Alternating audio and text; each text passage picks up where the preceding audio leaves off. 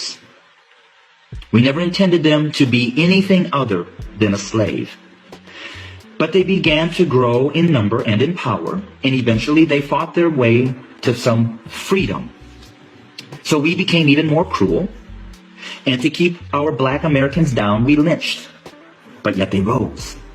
So then we used the welfare system, the criminal justice system, to keep them down, to contain them, to destroy them. But yet they rose, and they're rising. Then we built prisons and jails to hold them. Yet they rose.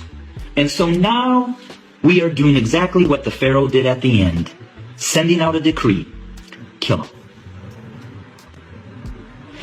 So until we admit that when we wrote this Constitution that all men are created equal, that we never intended to include our black brothers and sisters, our nation may end up facing exactly what the Egyptians faced when they refused to let God's people go.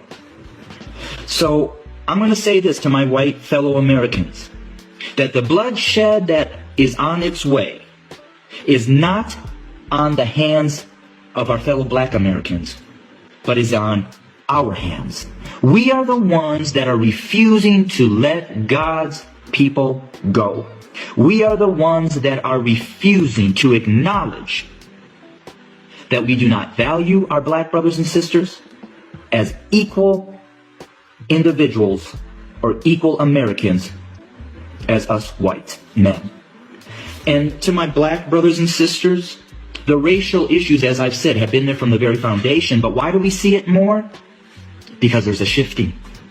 See, us white men have been at the head since the foundation.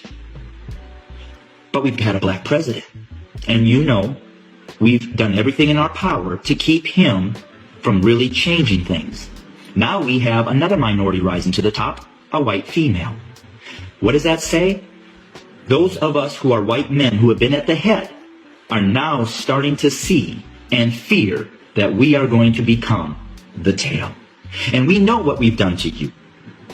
And so now we're fearful that you're going to do to us what we have done to you. But I will say this. I've lived in a black community for 23 years. I've never been treated the way that this country has treated my black Americans. So I call out my white Americans to say we better heed, repent, acknowledge, and change. Because if we don't, I just want to again say this: the bloodshed that we